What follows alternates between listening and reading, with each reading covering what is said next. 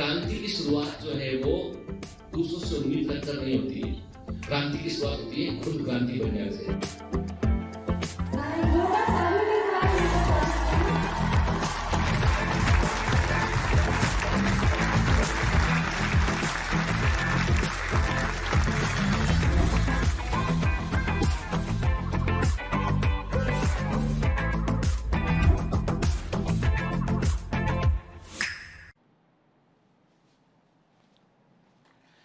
Hello commanders, welcome to biomentors classes online. I am doctor Jitendra Singh. तो चलिए बेटा, organism and population पर हम आगे बढ़ेंगे। तो आज हम बहुत कुछ देखेंगे लेक्चर नंबर 6 में, लेकिन उसके पहले हमें कई सारे एमसीक्यू सॉल्व करने हैं।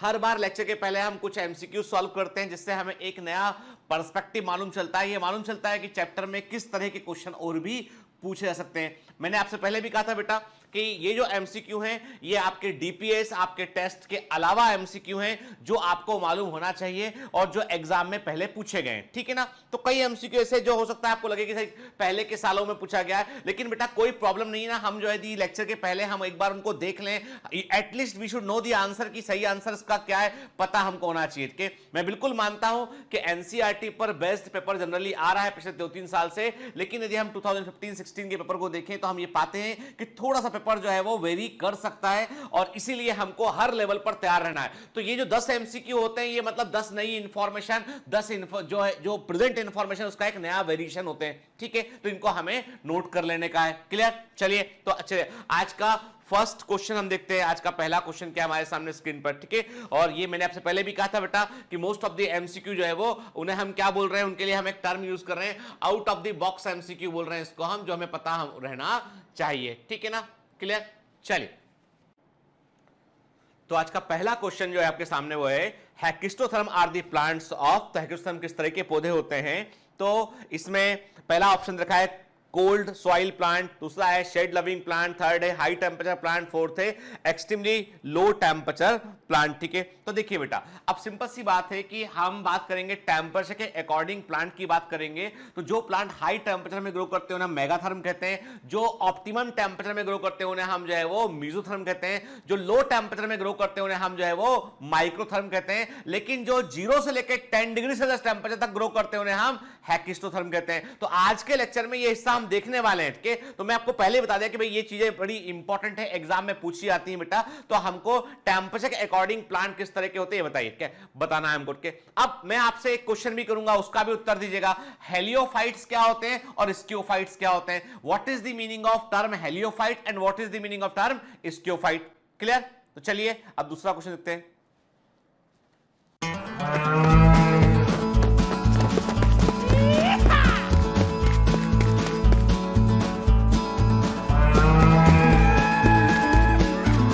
Hi, sorry to disturb you in between lecture, but it's important to inform you. You should download Biomentors app from Google Play Store. We need your support, so please take subscription to become an official commando of Biomentors. Bye bye. Continue your lecture. चलिए दूसरा question आप, अब इसका उत्तर तो आप दे सकते हैं, इस क्वेश्चन का उत्तर आपको देना भी चाहिए, क्योंकि ये तो एक कॉमन क्वेश्चन में से एक है बेटा। Competition for food, light and space is most severe between के, भोजन के लिए, प्रकाश के लिए, रहने की जगह के लिए सबसे अधिक प्रतिस्पर्धा किसके बीच होगी बेटा? तो मैंने आपको बताया था, याद है आपको, पिछले लेक्चर में हम लोगों ने जो है वो हैबिटेट के कॉन्सेप्ट को, निके के पिछले क्लासेस में हमने हैबिटेट के कॉन्सेप्ट को, निच का कॉन्सेप्ट के, इकोलॉजिकल निके क्या होता है, एड्रेस, और हमने जो है वो प्रोफेशन की बात की थी। बहुत सारे एग्जाम्पल लिए थे, हमने कहा था कि देखो ऐसा है कि निके के अंदर भी दो हिस्से हैं, स्पाशियल निके है और ट्रॉफिक निके। निके के अंदर भी स्पेस और फूड दोनों चीजें हैं। ट्रॉफिक निके कभी शेयर नहीं करता कोई भी प्रजाति जो है बोलती है भैया खाने पीने को हाथ नहीं लगाने का, ठीक है। तो याद है ना, हमने हैबिटेट का, निके का कॉन्सेप्ट क्लियर किया था हमने। तो यहां पे क्या आंसर आएगा बेटा? इसका आंसर आएगा, बताइए जल्दी से, इसका आंसर आएगा delta D, closely related species growing in the same area in the same निके। सबसे स्ट्रॉन्ग कंपटीशन इनके बीच होगा, और उस कंपटीशन का परिणाम क्या निकलेगा? एक प्रजाति गायब हो जाएगी और दूसरी केवल एक, उसमें से दो प्रजातियों में, दो स्पीसीज में दी सेम इकोलॉजिकल निके के लिए कंपटीशन चल रहा है, तो एक को खत्म होना पड़ेगा। इसे बोलते हैं प्रिंसिपल ऑफ कॉम्पिटिटिव एक्सक्लूजन, इसे बोलते हैं प्रिंसिपल ऑफ कॉम्पिटिटिव एक्सक्लूजन, ठीक है। इसे प्रतिस्पर्धी विलुप्तीकरण का सिद्धांत कहते हैं, इसे प्रिंसिपल ऑफ कॉम्पिटिटिव एक्सक्लूजन कहते हैं, और इस सिद्धांत को दिया था गॉस ने, और इसको इन्होंने स्टडी किया था पैरामीशियम में, उन्होंने इसका अध्ययन किया था पैरामीशियम में, इसकी स्टडी किया और कहा इन्होंने कि पैरामीशियम की दो प्रजातियां, एक जो सेम इकोलॉजिकल निके को बिलोंग करते हैं, यदि साथ में ग्रो करोगे तो एक बचेगी, एक खत्म हो जाएगी। क्लियर? इसे प्रिंसिपल ऑफ कॉम्पिटिटिव एक्सक्लूजन कहते हैं, गॉस ने दिया था इसको। क्लियर? नेक्स्ट क्वेश्चन है आपके सामने, the study of an entire community in relation to the environment is called, क्या बोलते हैं बेटा इसको हम? इसके लिए हमें याद है, हमने शुरुआत में बात किया था ऑटिकोलॉजी, एक स्पीसीज के इन्वायरमेंट से संबंध, और एक कम्युनिटी में कई सारी प्रजातियां होंगी, जब वो अपने इन्वायरमेंट के इंटर रिलेशनशिप की स्टडी करेंगे उसके लिए हम वर्ड यूज करते हैं सिनेकोलॉजी, वर्ड यूज करते हैं। ठीक है, तो सिनेकोलॉजी और ऑटिकोलॉजी बड़े इंपॉर्टेंट टर्मिनोलॉजी बेटा, इनको याद रखिएगा आप। ठीक है ना? क्लियर? रिसोर्स इकोलॉजी में हमारे आसपास जो रिसोर्सेज हैं, जो हमारे पास अवेलेबल फूड है, जो रिसोर्सेज जो लिविंग बीइंग के लिए जरूरी है उसकी स्टडी करते हैं। हम स्पेस इकोलॉजी में हम अंतरिक्ष का अध्ययन करते हैं। ठीक है, नेक्स्ट है development of soil from parent rock system के, यानी एक चट्टान से, एक पैतृक चट्टान से मिट्टी का बनना क्या कहलाता है? याद रखिएगा, चट्टान से मिट्टी बनती है तो चट्टान टूटती है तो उसे बोलते हैं हम विदरिंग ऑफ रॉक, उसे हम बोलते हैं विदरिंग ऑफ रॉक कहते हैं, चट्टान का अपक्षय बोलते हैं, चट्टान का अपक्षय बोलते हैं। यानी पेरेंटल रॉक टूटती है और टूटने के बाद क्या होता है? रॉक पार्टिकल बनते हैं। क्या बनता है बेटा? रॉक पार्टिकल बनते हैं, चट्टान के कण बनते हैं। इन चट्टान के कणों में क्या मिलता है? मिनरल, इन चट्टान के कणों में जो है वो ऑर्गेनिक मैटर, इसमें ऑर्गेनिक मैटर आकर जुड़ेगा तो उससे क्या बनेगा? फिर उससे बनेगा सॉइल बनेगा। ठीक है, सॉइल बनने की प्रक्रिया में चट्टानों का अपक्षय होता है, विदरिंग ऑफ रॉक्स होती है। ठीक है, इससे रॉक पार्टिकल बनते हैं, इन रॉक पार्टिकल में ऑर्गेनिक मैटर इकट्ठे होते हैं, उससे सॉइल बनता है। तो हम ऐसा बोलते हैं कि development of soil from parent rock क्या कहलाता है? वो कहलाता है पीडोजेनेसिस। के लिए हम वर्ड यूज करते हैं पीडोजेनेसिस के, pedology is the study of soil. ठीक है, क्लियर?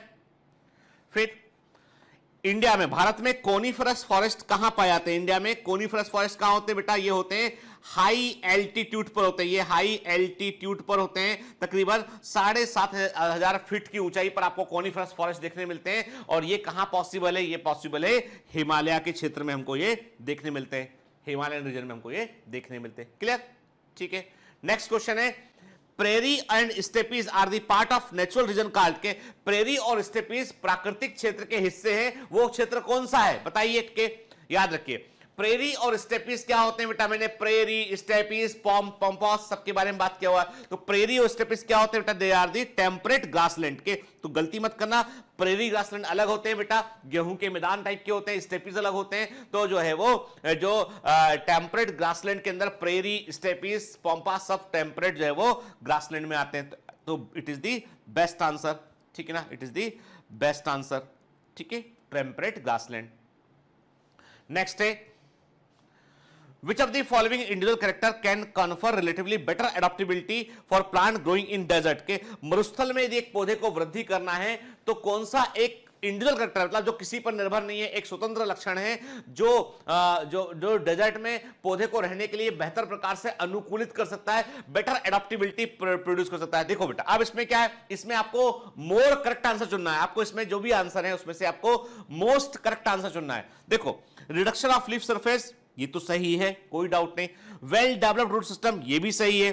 थिक क्यूटिकल ये भी सही है। सक्लेंट लिव्स ये भी सही है। अब आपको बता रहा है क्या इंडिविजुअल कैरेक्टर, ठीक है, जो रिलेटिवली बेटर एडाप्टेबिलिटी प्रोवाइड करता है डेजर्ट में के। अब आपको पता है कि इस आंसर में देखो बेटा, ये क्या होता है, हमेशा याद रखना कि एग्जाम में ऐसा नहीं होता है। एग्जाम में कई बार क्या होता है, एक क्वेश्चन होता है, 4 ऑप्शन होते हैं, चारों गलत होते हैं, चारों गलत होते हैं। आपको मालूम है सही उत्तर कोई नहीं है, तो आपको कम गलत वाला चुनना होता है। आपको कम गलत वाला चुनना होता है। एग्जाम में 4 ऑप्शन होते हैं, चारों सही होते हैं, तो ज्यादा सही चुनना होता है, मोर करेक्ट चुनना होता है। और नॉर्मल क्वेश्चन तो होते ही है कि 4 सही में से 3 गलत है, 1 सही है ना? तो याद रखो, स्मार्ट लोग वो होते हैं जो जानते हैं कि 4 गलत में से कौन सा कम गलत होगा वो चुन लेते हैं, 4 सही में से कौन सा अधिक सही होगा वो चुन लेते हैं। ऐसे क्वेश्चन एग्जाम में हर साल 2 या 3 क्वेश्चन ऐसे आपको देखने मिलेंगे पूरे पेपर में के, जहां पर आपको लगेगा ये तो क्वेश्चन ही गलत है, लेकिन आपको कम गलत चुनना है।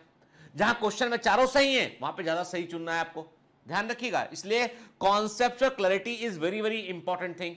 ठीक है, यहां पर क्या करना है हमें, यहां पर भी वही कंडीशन है। तो यहां पे देखो बेटा, ठीक है, लीफ सरफेस कम होगी, उससे क्या होगा, उससे जो है वो ट्रांसपिरेशन वाटर का लॉस कम होगा, ठीक है, मतलब लीफ की सरफेस कम होने से ट्रांसपिरेशन कम होगा, वाटर लॉस कम होगा, पौधा डेजर्ट के लिए अनुकूलित बनेगा, ठीक है। तो ये इनडायरेक्ट इफेक्ट देता है, लीफ का सरफेस कम होना वो इनडायरेक्ट है, लीफ सरफेस कम होगा तो जो ट्रांसमिशन का एरिया है वो कम होगा, तो वाटर का लॉस कम होगा, ठीक है। इनडायरेक्ट कनेक्शन की बात करें, सीधा डेजर्ट के लिए नहीं है, ये इनडायरेक्टली काम कर रहा है ये फिनोमेना। फिर वेल डेवलप्ड रूट सिस्टम के अधिक विकसित रूट सिस्टम होगा तो पौधे को जो वाटर चाहिए होगा वो गहराई से जाके पानी को लेके आएगा और उस वाटर को प्लांट बाहर ट्रांसफर करेगा, ठीक है, जिंदा रह पाएगा। ये भी इनडायरेक्ट हो गया। थिक क्यूटिकल, ये डायरेक्ट है। क्यों डायरेक्ट है? क्यूटिकल मोटा होगा तो पौधे से वाटर का लॉस ही नहीं होगा। क्यूटिकल की लेयर है, थिक क्यूटिकल जीरोफाइट की कैरेक्टरिस्टिक होती है। क्यूटिकल लेयर मतलब एपिडर्मिस के ऊपर जो क्यूटिन से बनी परत होती है, यदि वो मोटी होगी तो वाटर का लॉस ही नहीं होगा। तो जीरोफिटिक में जो हाई टेम्परेचर से, हाई लाइट इंटेंसिटी से जो वाटर का लॉस होता है वो सीधा कम हो जाएगा। डायरेक्ट इफेक्ट है, that is the more correct answer. Succulent leaves क्या करेगी? वाटर को स्टोर करेगी। तो इन चारों में चारों सही है बेटा, चारों सही है। यदि आंसर होता ऑल ऑफ दीज तो हम आंसर लगाते ऑल ऑफ दीज। यदि इसमें आंसर होता बेटा, मान लो इसमें ऑप्शन होता ऑल ऑफ दीज, तो यहां पर आंसर क्या होता बेटा? आंसर हम ये लगाते हैं, ठीक है। यहां पर चूंकि अब हमको चार में से बेस्ट चुनना है तो हमने चुन लिया थिक क्यूटिकल। याद रखना बेटा, ठीक है।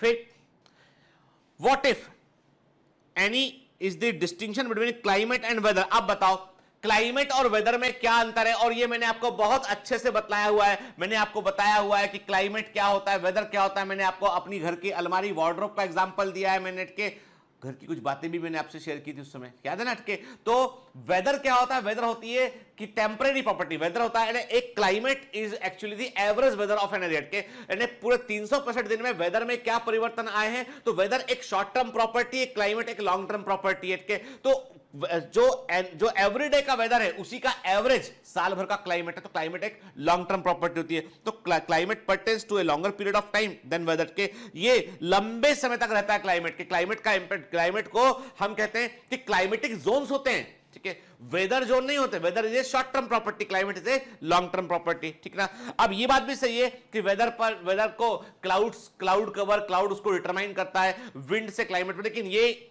सही डिस्टिंक्शन नहीं है। सबसे सही डिस्टिंक्शन क्या है इसका कि वेदर जो है वो शॉर्ट टर्म प्रॉपर्टी है, क्लाइमेट एक लॉन्ग टर्म प्रॉपर्टी है। और climate is the average weather of an area. एक एरिया का एवरेज वेदर क्या रहेगा वो है, जैसे घर से बाहर निकले पानी गिरने लगा अभी तो हमने कहा वेदर बदल गया, मौसम बदल गया, क्या जलवायु बदल गई नहीं बोलेंगे हम जिस ट्रॉपिकल रीजन में रहते हैं वो ट्रॉपिकल रीजन ही रहेगा वो। लेकिन बाहर पानी गिर रहा है तो हमने कहा बाहर बरसात हो रही है, बाहर ठंडी है हमने कहा ठंड हो रहा है, बाहर गर्मी पड़ रही है हमने कहा गर्मी हो रहा है। तो ये वेदर है। पर ये साल भर में इतना सेंटीमीटर पानी गिरता है, इतना एवरेज टेम्परेचर रहता है, वो है क्लाइमेट। क्लियर? चलिए आगे बढ़ते हैं। फिर नेक्स्ट क्वेश्चन है एब्सेंस ऑफ ट्रीज, वृक्ष नहीं पाए जाते हैं। Presence of dwarf plant is characteristic of, तो मैंने कहा था कि जो एल्पाइन फॉरेस्ट है टॉप पे जो होते हैं तो उसमें से टुंड्रा जो होते हैं यहाँ पे हमको ट्री देखने नहीं मिलता। टुंड्रा में हमको ट्री देखने नहीं मिलता है बेटा। ड्वार्फ हमको केवल जो है वो ड्वार्फ हमको जो है प्लांट्स देखने मिलते हैं, टुंड्रा में हमको ट्री देखने नहीं मिलता है, ठीक है, ठीक। जबकि टेगा में जो है वो हमको ट्री जो है वो देखने मिल जाते हैं हमें, ठीक है। Next competition between two species, दो प्रजातियों के बीच, यदि अभी बताया मैंने दो प्रजातियों के बीच प्रतिस्पर्धा होगी तो क्या होगा बेटा? Result of dying in one species forces one of the species to live elsewhere के switches over the another kind of food के। अब आप बताइए इसका उत्तर क्या होगा? देखो यदि दो प्रजातियों के बीच में संघर्ष होगा तो एक प्रजाति गायब हो जाएगी, ये बिल्कुल सही है, एक खत्म हो सकती है। भाई होमो सैपियंस और होमो निएंडरथल्स के बीच में क्या हुआ, यानी जो हमारे सैपियंस निएंडरथल्स के बीच में क्या हुआ? कॉम्पिटिशन है। निएंडरथल मैन और जो हमारा मॉडर्न मैन है आपस में कॉम्पिट किए, ठीक है, कहते हैं कि वो खत्म हो गया। तो जो प्रजातियां होती हैं उनके बीच में बहुत स्ट्रांग संघर्ष चलता है फूड और हैबिटेट के लेके, तो ये तो हो सकता है। दूसरा ऐसा भी हो सकता है कि एक प्रजाति कहीं और जाकर रहने लगे, माइग्रेट कर जाए, ये भी पॉसिबल है के। Switches to another kind of food, अपना फूड हैबिट चेंज कर ले, ट्रॉफिक निके चेंज कर ले, ये भी पॉसिबल है के। तो बिल्कुल सही आंसर इसका हो गया बेटा कि दो प्रजातियों के बीच में जब कंपटीशन होगा ना तो ये सारी चीजें पॉसिबल है कि एक प्रजाति गायब हो जाए, खत्म हो जाए, दूसरी या कहीं और शिफ्ट हो जाए या अपने फूड हैबिट को वो चेंज कर ले, दैट इज पॉसिबल, ठीक है। क्लियर? तो चलिए, तो आज हमने जो क्वेश्चन देखे ये देखो, एकदम अटेंटिव रहो इन क्वेश्चन से। सोचो कि सर ने हमको कुछ नई चीजें बताई यहाँ पे, और लेक्चर में जो हो रहा है वो तो हो ही रहा है। आज के लेक्चर में हम क्या देखने वाले हैं? आज के लेक्चर में हम देखने वाले हैं बेटा, आज देखेंगे हम plants on the base of light intensity and temperature.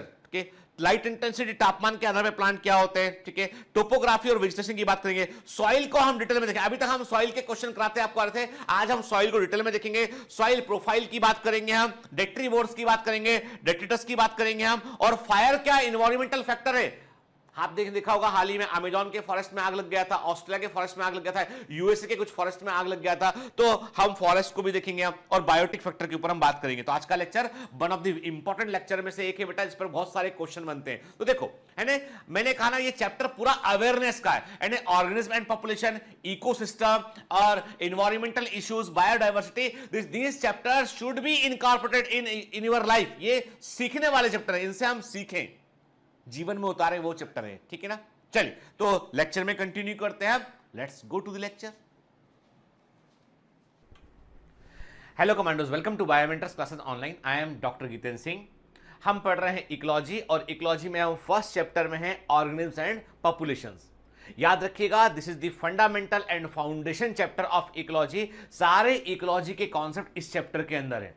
ठीक है, अभी तक बेटा हम क्या देख चुके हैं? अभी तक हमने देखा कि इन्वायरमेंटल फैक्टर क्या होते हैं। हमने ये भी देखा कि इन्वायरमेंटल फैक्टर में क्लाइमेटिक फैक्टर का मतलब क्या होता है, एडेफिक फैक्टर का मतलब क्या होता है, टोपोग्राफिक फैक्टर का मतलब क्या होता है, बायोटिक फैक्टर का मतलब क्या होता है, उसको समझा हमने। ये भी देखा हमने कि इफेक्ट ऑफ टेम्परेचर जीवों पर क्या होता है।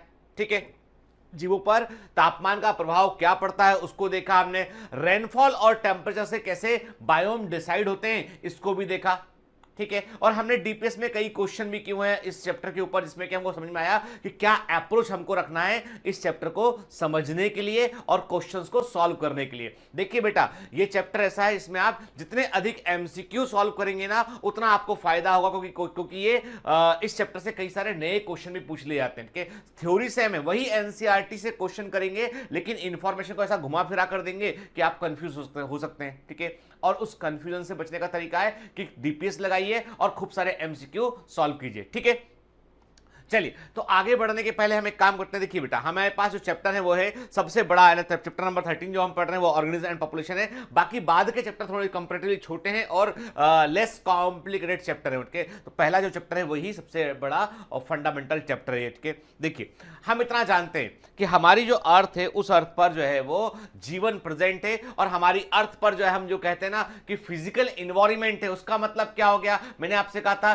कि एटमॉस्फेयर का लोअर पार्ट, लिथोस्फेयर का अपर पार्ट और हाइड्रोस्फेयर, यहां पर जीवित जीव जो होते हैं वो फिजिकल वो अपना इंटरेक्शन करते हैं, फिजिकल इन्वायरमेंट के साथ में अनोन्य क्रिया करते हैं, और उससे एक वर्किंग सिस्टम बनता है, और उसी वर्किंग सिस्टम को हमने कहा था इकोसिस्टम कहा था हमने। ठीक है, ये भी कहा था हमने इकोलॉजी की जो बेसिक यूनिट है, जो इकाई है, वो एक ऑर्गेनिज्म होता है। क्लियर? तो देखो बेटा, कुछ जो वर्ड है उनके मतलब एकदम क्लियर रहना चाहिए, और मैं बार बार आपसे पूछूंगा और बार बार आपको आंसर करना है। ठीक है, आंसर करने में बिल्कुल भी जो है वो आलस मत करना। ठीक है, डोंट बी लेजी, क्योंकि मैं आपसे पूछ रहा हूं ना, आपके भले के लिए पूछ रहा हूं बार से, कि कॉन्सेप्ट दिमाग में रहे पड़ के। आपको बताना है बेटा कि what is the meaning of biome क्या होता है। ठीक है, बायोलॉजिकल कम्युनिटी क्या होता है। ठीक है, एक पॉपुलेशन क्या होता है। ठीक है, क्लियर? ये बिल्कुल बेसिक टर्मिनोलॉजी के बायोम एग्जाम में पूछ लिया जाता है। बायोम का मतलब क्या है, बायोलॉजिकल कम्युनिटी क्या होता है, पॉपुलेशन क्या होता है, बायोस्फीयर क्या होता है। ठीक है, क्लियर? तो हमने micro climate, regional climate, global climate, ऐसे बहुत सारे कॉन्सेप्ट भी हमने देखे हैं। चलिए, तो अब आपके सामने, तो ये तो मैंने आपको बताया कि वो जो पहले पूछा आपसे मैंने, छोटी छोटी डेफिनेशन जो आपको बताना है, लेकिन सबसे सिग्निफिकेंट क्वेश्चन जो आज के लिए वो ये है कि मैं यहां पे लेवलिंग कर रहा हूं बेटा, 1 नंबर 2 एंड 3। ठीक है, 1 और 2 और 3 के पहला वाला ग्राफ जो है वो ग्रीन वाला जो है वो नंबर 1 है, रेड वाला नंबर 2 है, और ब्लू वाला नंबर 3 है। आपको 1, 2 और 3 को पहचानना है, बताना है कि इस तरह के जीवों को हम क्या बोलते हैं। 1, 2, 3 के लिए आप क्या टर्म देंगे आपके। क्लियर? आपको मैच करना है, और मैं मैच करने के लिए क्या वर्ड मैच करना है बता देता हूं आपको मैच के। आपको मैच करना है कन्फर्मर्स, पार्शियल रेगुलेटर्स, रेगुलेटर्स के, कन्फर्मर्स, पार्शियल रेगुलेटर, रेगुलेटर्स के, ये वर्ड आपको यहां पर मैच करना है कि एक कहां पे, एक नंबर जो है वो कन्फर्मर है, पार्शियल रेगुलेटर है कि रेगुलेटर है, 2 नंबर जो है वो कन्फर्मर है, पार्शियल रेगुलेटर है कि जो है वो रेगुलेटर है, नंबर 3 जो है वो रेगुलेटर है, पार्शियल रेगुलेटर है कि कन्फर्मर, ये आपको बताना है। क्लियर? याद रखेंगे ना? स्क्रीनशॉट ले लो इसका, मैं हट जाता हूं, स्क्रीनशॉट ले लो, दिमाग में रहना चाहिए आपके, ताकि गलती ना करें एग्जाम में। ठीक है, चलिए, पिछली क्लास में मैंने आपसे कहा था कि ऐसे प्लांट जो हाईलाइट इंटेंसिटी को में बेहतर ग्रो करते हैं, दे फेसेस द सन, के वो सन लविंग प्लांट होते हैं। बेसिकली जो हेलियोफाइट्स हैं, they are the plant sun loving plant के, जैसे कि आप सनफ्लावर को देखते हैं, they are the sun loving plant. ठीक है, ये हाईलाइट इंटेंसिटी में जो है बेहतर ग्रो करते हैं, और जो छाया में ग्रो करते हैं, दे आर बेसिकली जी जो छाया में शेडी प्लेस में ग्रो करते हैं। ऐसे प्लांट आपको ट्रॉपिकल फॉरेस्ट में जो है खूब सारे देखने मिलेंगे, क्योंकि वहां पे बड़े बड़े पेड़ होते हैं और उनके कारण जो है नीचे सनलाइट प्रॉपर पहुंच नहीं पाता है, तो वहां पर जो है कैनोपी, बड़े पेड़ की कैनोपी के नीचे, कैनोपी मतलब ऊपर जो बेटा एक बड़ा जो पेड़ होता है ना, उसकी डाल ऐसी फैल जाती है पूरी, तो इसको हम बोलते हैं कैनोपी बोलते हैं। तो कैनोपी के नीचे जो प्लांट ग्रो करेंगे उन्हें लाइट कम मिलेगी, तो ऐसे छायादार स्थानों में, ऐसे शेडी प्लेसेस में ग्रो करने वाले प्लांट को हम स्कियोफाइट्स कहते हैं। ठीक है, मैंने आपसे लेक्चर के आखिर में, पिछले लेक्चर के आखिर में आपसे कहा था कि इन 2 वर्ड का मतलब बताना मेरे को, फैकल्टेटिव हेलियोफाइट्स, ठीक है, और फैकल्टेटिव स्कियोफाइट्स के। देखो बेटा, बार बार बतलाया मैंने और दोबारा बतला रहा हूं आपको मैं, क्योंकि आप मेरे बच्चे, तो दोबारा बताने में मुझे कोई हर्ज नहीं है, लेकिन फिर भी याद रखना आपका काम है। फैकल्टेटिव का मतलब होता है ऑप्शनल, ठीक है, विकल्प के तौर पर ऑप्शनल, ठीक है, ऑन एन अल्टरनेटिव वेट के। यदि मैंने लिखा है फैकल्टेटिव हेलियोफाइट, इसका मतलब यह है कि ये प्लांट विकल्प के तौर पर ऑप्शनली ये हेलियोफाइट बने हैं। इसका मतलब नॉर्मली क्या होते हैं, ये नॉर्मली स्कियोफाइट्स होते हैं, के मतलब नॉर्मली वो छायादार स्थानों में ग्रो करते हैं, शेडी प्लेस में ग्रो करते हैं, लेकिन जब उनको हाईलाइट इंटेंसिटी मिलती है तब भी वो अपने आप को जिंदा रखते हैं, सर्वाइव कर जाते हैं। They are basically facultative heliophyte, विकल्प के तौर पर वो हेलियोफाइट बन गए होते हैं। क्लियर? ठीक है, फिर उसी प्रकार फैकल्टेटिव स्कियोफाइट मतलब ये विकल्प के तौर पर छायादार स्थानों में ग्रो करते हैं, लेकिन ओरिजिनली क्या होते हैं, ओरिजिनली ये हेलियोफाइट होते हैं। मतलब this plants are basically heliophyte, high light intensity में ग्रो करते हैं, लेकिन जब उनको लाइट इंटेंसिटी कम मिलती है तो भी रह सकते हैं वो। ठीक है, they are the facultative sciophytes. Clear? चलो एक अच्छा सा फोटो दिखाते हैं पुट के। ये मेरा फोटो है, मेरी वाइफ का फोटो है के, और आप देख रहे हैं हम दोनों से पीछे आप बैकग्राउंड देखिए हमारा के, कि ये बैकग्राउंड जो है वो आपको बता दूं, एक बार हम जो है साउथ गए हुए थे, साउथ में जो हम्पी है, कर्नाटका में हम्पी, तो वहां रास्ते में हमें सनफ्लावर के बड़े अच्छे बगीचे, गार्डन देखने हमको मिले थे, तो वहां पर हमने ये फोटोग्राफ लिया है। तो आप देखिए कि ये प्लांट जिस सारे सनफ्लावर एक डायरेक्शन में दिखाई पड़ रहे हैं, और ये सनफ्लावर बेसिकली सन को फेस कर रहे हैं। ठीक है ना? क्लियर? तो हेलियोफाइट्स हैं। चलिए अब बात करते हैं plants on the basis of temperature, तापमान के आधार पर हम पौधों की बात करते हैं। ऐसे प्लांट जो हाई टेम्परेचर में ग्रो कर सकते हैं, मतलब जो अधिक तापमान में, जीरोफिटिक एरिया में, गर्म स्थानों में जो है वो ट्रॉपिकल जगह पे ग्रो कर सकते हैं, they are basically megatherm. Megatherm वे प्लांट होते हैं जो हाई टेम्परेचर में रह सकते हैं, उनके एंड 30 से लेके 45 डिग्री सेल्सियस तापमान में ये आसानी से ग्रो करते हैं, बेहतर ग्रो करते हैं, दे आर दी मेगाथर्म के। मीजोथर्म वो होते हैं जो ऑप्टिमम टेम्परेचर, जो हम कहते हैं कि जो होता है आपका 20 से लेके जो है वो 30 डिग्री सेल्सियस के आसपास ऑप्टिमम टेम्परेचर जो होता है, वहां ग्रो करते हैं, दे आर दी मेगाथर्म। ये टेम्परेचर का रेंज थोड़ा आगे पीछे हो सकता है अलग अलग बुक में, पर मैं इन जनरल आपको बता रहा हूं कि 20 से लेके 30 डिग्री सेल्सियस टेम्परेचर जो होता है, टेम्परेट जोन में जो होता है, वहां ग्रो करने वाले मीजोथर्म होते हैं। माइक्रोथर्म वो होते हैं जो कि लोअर टेम्परेचर में, जो कि 20 डिग्री सेल्सियस से कम तापमान में ग्रो करते हैं, दे आर दी माइक्रोथर्म। वो माइक्रोथर्म होते हैं जो लो टेम्परेचर में बेहतर वृद्धि को शो करते हैं।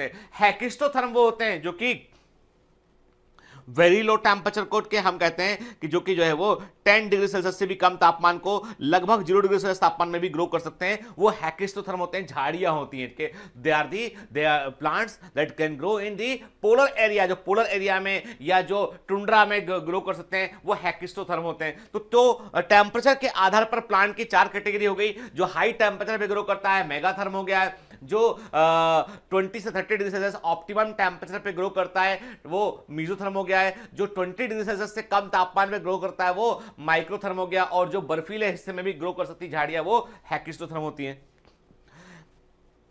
At very low temperature the plant gets suffered by the frost injury। यहां पे एक वर्ड आया frost injury, इसका मतलब क्या होता है? देखो बेटा, प्लांट के अंदर वाटर कहां होता है? प्लांट के अंदर वाटर होता है जाइलम वेसल्स में। प्लांट के अंदर और जो है वाटर कंटेंट जो है, देखिए जब फ्लोएम भी फूड को फ्लो करता है, जब फूड का कंडक्शन होता है फ्लोएम में, तो वो क्या किसके आधार पर होता है? वो टरगार प्रेशर डिफरेंस के आधार पर होता है। तो फ्लोएम भी वाटर का इस्तेमाल करता है फूड को ट्रांसलोकेट करने के लिए, पढ़ा हुआ है हमने फिजियोलॉजी में के। तो जाइलम फ्लोएम हुआ, फिर प्लांट के अंदर जो वाटर कंडक्शन के लिए जो सेल्स होती है, सेल्स के अंदर भी मोस्टली वाटर होता है।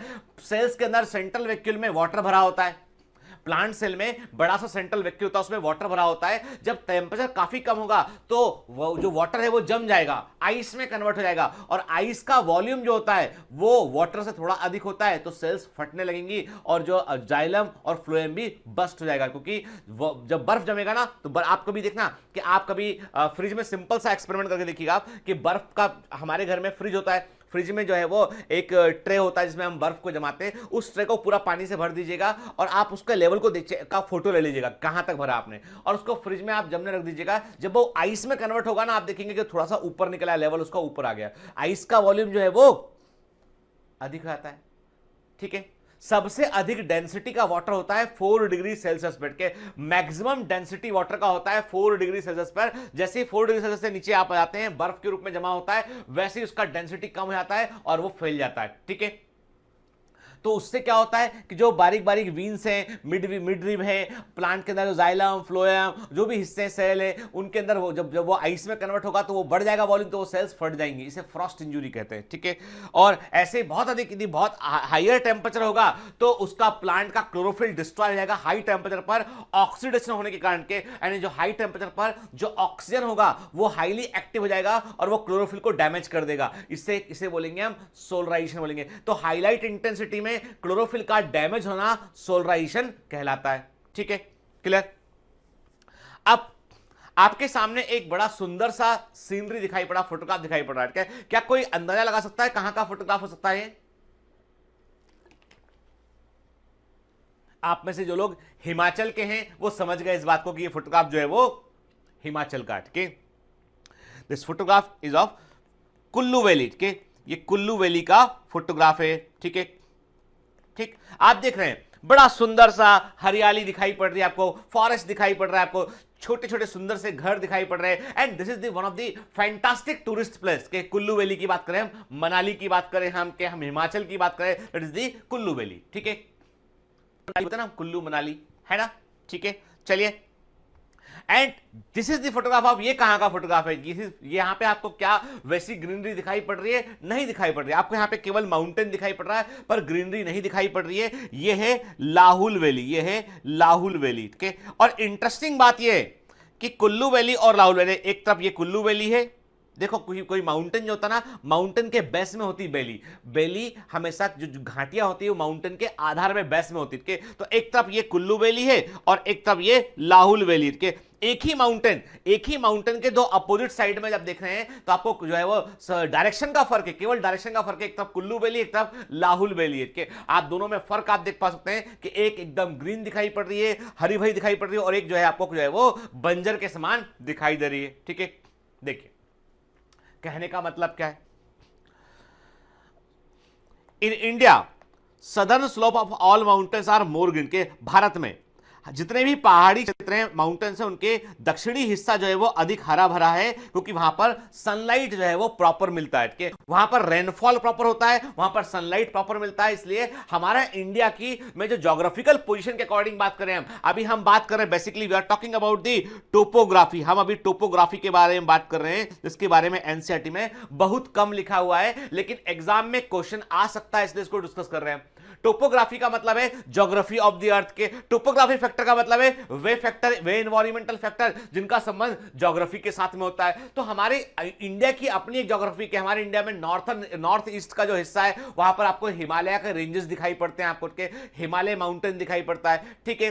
फिर आप देखें तो आपको एक तरफ जो है बे ऑफ बंगाल की खाड़ी होती है, फिर आप देखते हैं कि आपको जो है वो इंडियन ओशन दिखाई पड़ता है, अरेबियन ओशन होता है। तो आप देखते हैं कि हमारा इंडिया जो है वो बाकायदा जो है वो ज्योग्राफिकली हम देखें तो हमारे सबके दिमाग में इंडिया का मैप है, ठीक है। हम इतना जानते हैं कि हमारे इंडिया में जो माउंटेन्स हैं, उन माउंटेन्स का जो दक्षिणी हिस्सा है, सदर्न पार्ट होता है उन माउंटेन का, वहां पर सनलाइट बेहतर आती है, वहां पर रेनफॉल बेटर होता है, क्योंकि हमारे यहाँ पे दक्षिण पश्चिम मानसून होता है, साउथ वेस्ट मानसून। हमारे यहाँ पे जो मानसूनी हवाएं चलती है वो साउथ वेस्ट चलती है, इनके दक्षिण पश्चिम मानसून बोलते हैं उसको हम, ठीक है। तो इसलिए वहां पर रेनफॉल भी अधिक होता है। तो माउंटेन का एक हिस्से में रेनफॉल अधिक है और एक हिस्से में रेनफॉल कम है। जिस हिस्से में रेनफॉल कम होता है उसे हम रेन शेडो एरिया बोलते हैं, उसे हम रेन शेडो एरिया बोलते हैं। और ये सब ज्योग्राफी जो बता रहा हूं बेटा मैं आपको, ये कुछ नया नहीं है, आप ये 5th 6th 7th क्लास में अच्छे से पढ़े हुए हैं।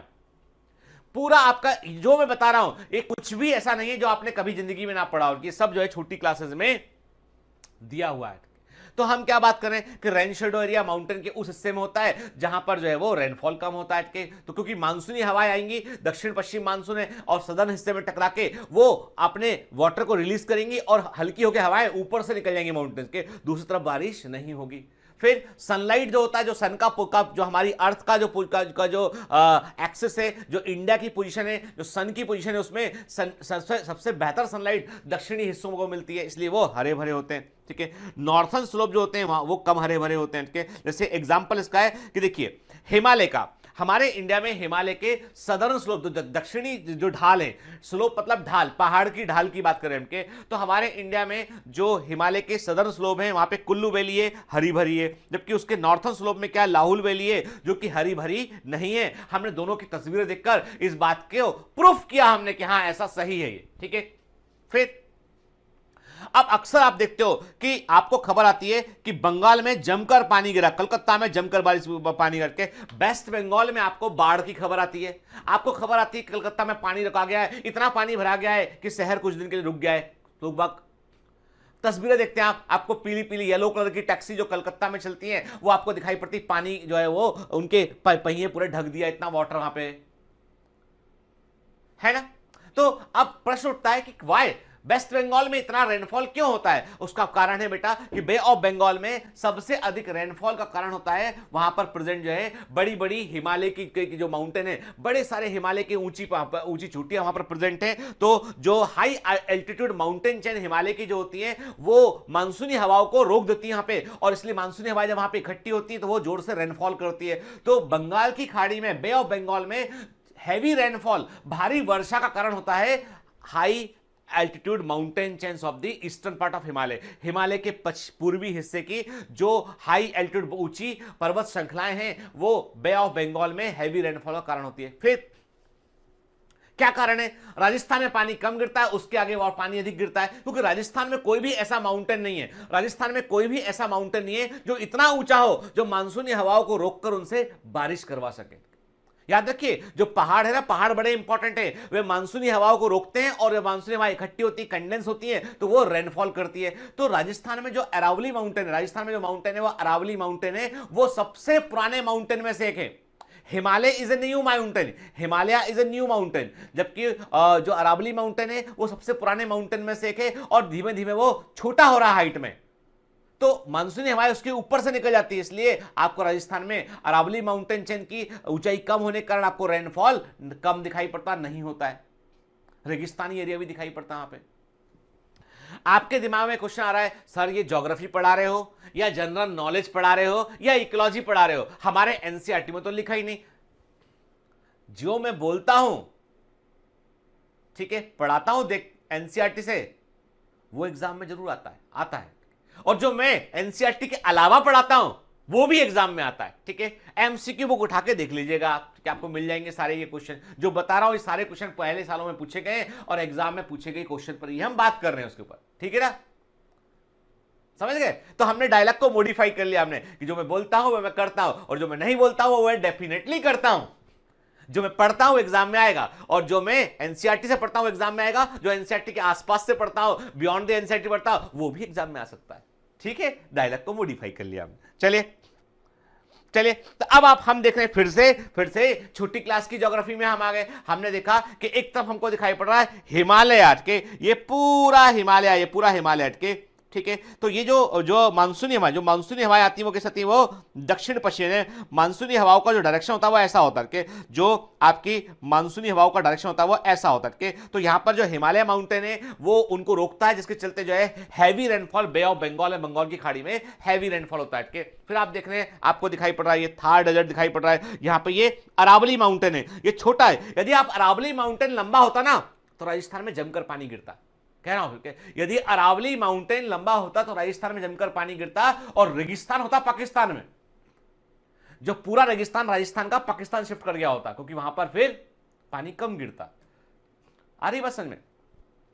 तो ये हमने देखा कि कुछ जो है वो ज्योग्राफिकल पोजीशन के अकॉर्डिंग। फिर वेस्टर्न घाट है, जहां मुंबई के आसपास वेस्टर्न घाट देखने, साउथ में वेस्टर्न घाट देखने, ये वेस्टर्न घाट जो है वो ये भी रेनफॉल के रिस्पॉन्सिबल होते हैं। कि जब मानसून इंटर करता है सबसे पहले रेनफॉल यहां पर भी हमको देखने मिलता है। ठीक है, तो ये जो है ये बेसिकली बिल्कुल मूलभूत ज्योग्राफी है जो हमें पता होना चाहिए।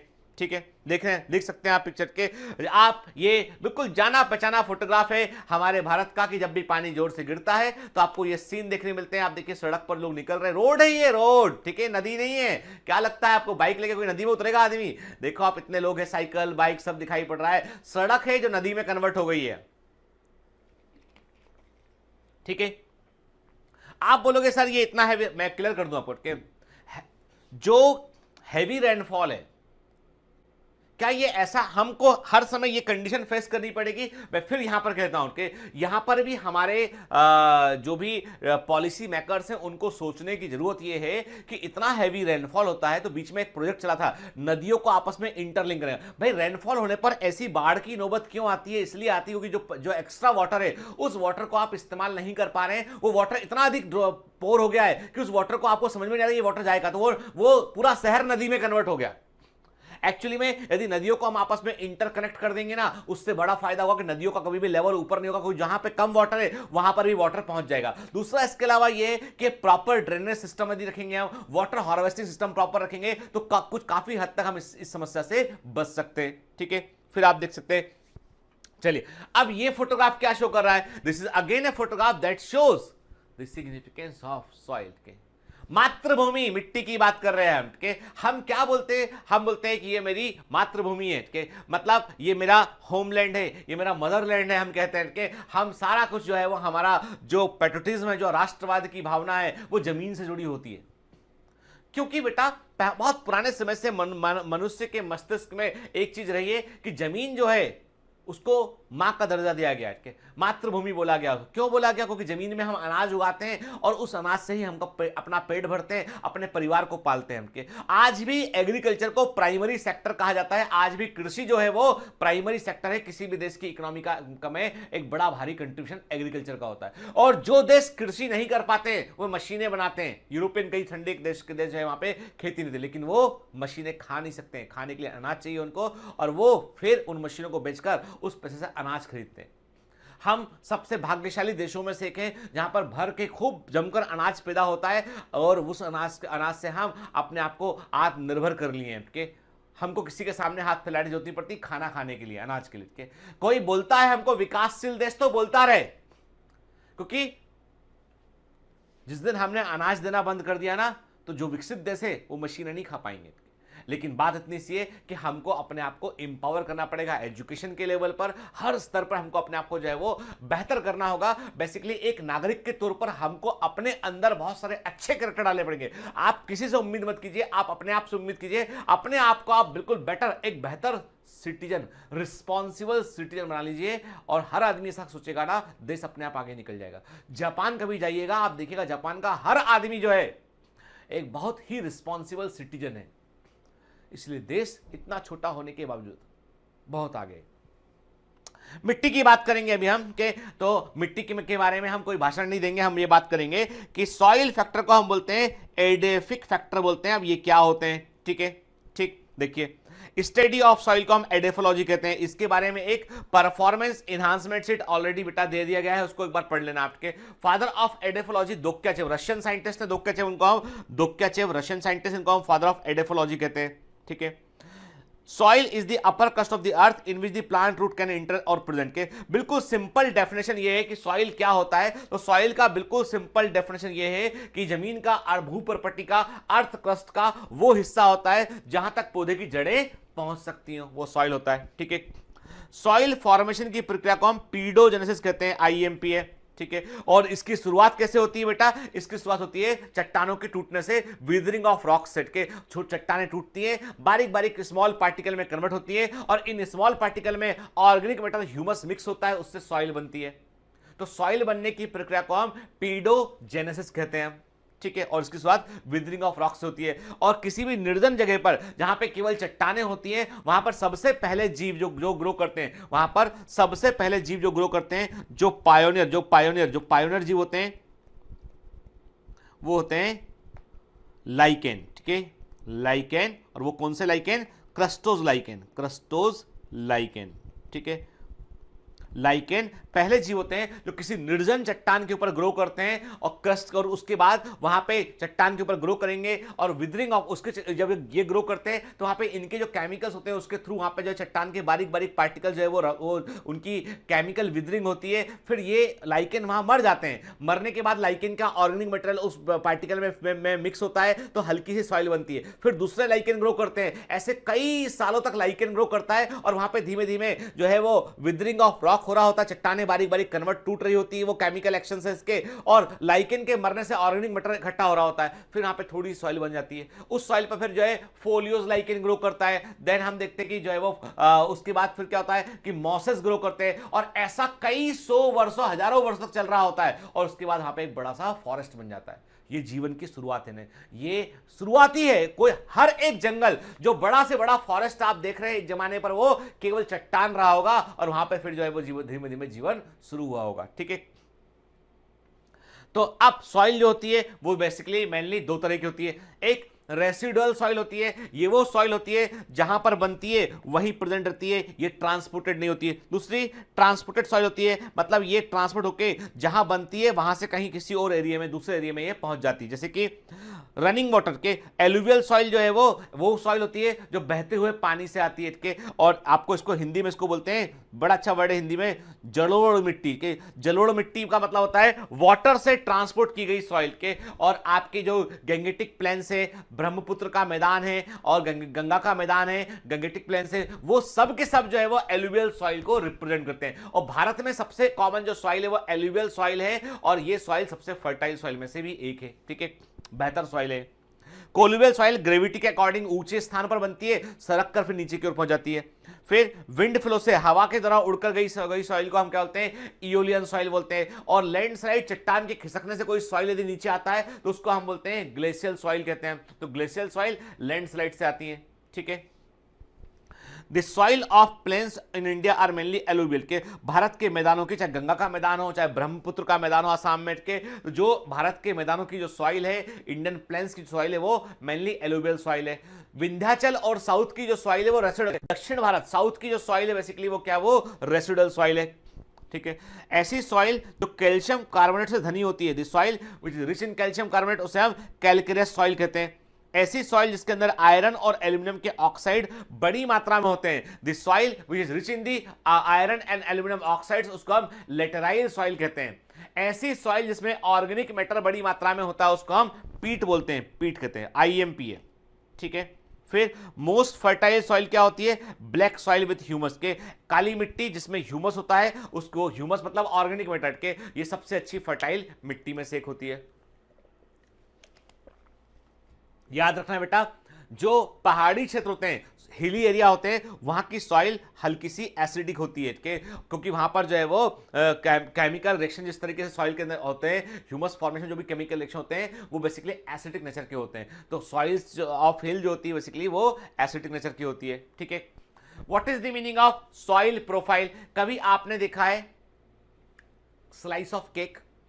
केक में क्या होता है? देखा ही होगा यार, बर्थडे मनाया होगा, कभी ना कभी केक खाया होगा, मनाते होगे बर्थडे के, अभी भी मनाते होगे, अब तो केक बड़ी कॉमन चीज है। तो आपने देखा है कि केक होता है, केक में ऊपर जो है वो ऊपर गार्निशिंग लेयर कर दिया उन्होंने, अच्छा सा उन्होंने उसको जो है जमा दिया, क्रीम लगा दिया केक के ऊपर, उन्होंने आपका नाम लिख दिया, ऊपर डिजाइन बना दिया। फिर नीचे केक में मान लीजिए वो केक स्ट्रॉबेरी केक है तो उसमें केक का लेयर है, फिर स्ट्रॉबेरी का लेयर है, फिर केक का लेयर, फिर स्ट्रॉबेरी का लेयर के। तो ऐसे क्या होता है कि केक को जब हम काटते हैं तो केक में यदि आप देखेंगे, एक पेस्ट्री केक में देखेंगे आपको मल्टीपल लेयर दिखाई पड़ेंगे केक के अंदर आपको।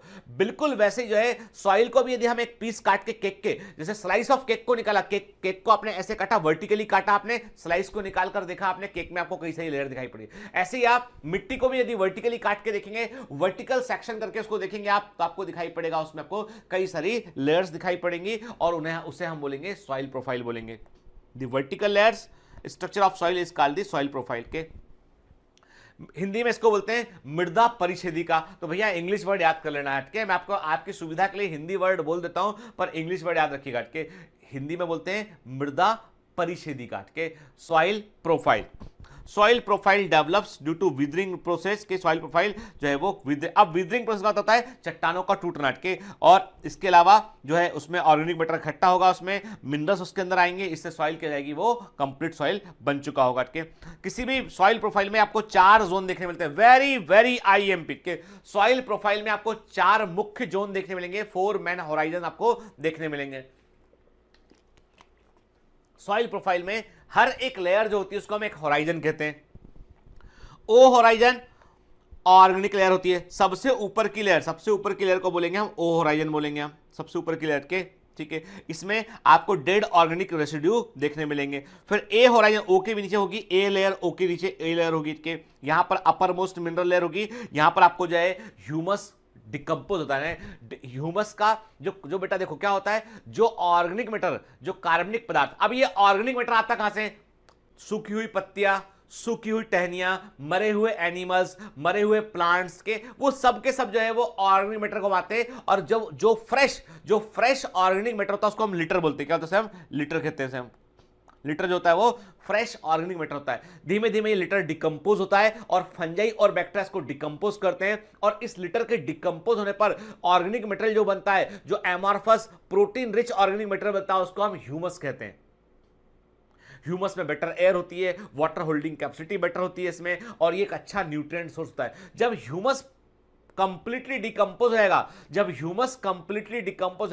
तो वो मिनरल्स पार्टिकल्स में वो कन्वर्ट होता है, ठीक है। यानी ह्यूमस के कंप्लीट डिकम्पोजिशन के बाद में वो ऑर्गेनिक से इनऑर्गेनिक मिनरल में कन्वर्ट होता है, ठीक है। तो यहां पे आपको पार्शियली डिकम्पोज ऑर्गेनिक मैटर और मिनरल्स आपको देखने मिलेंगे ए होराइजन में, और ए के नीचे आएगा बी होराइजन, देन आएगा सी होराइजन, फिर आएगी चट्टान, आर फॉर रॉक, चट्टान आएगी, ठीक है।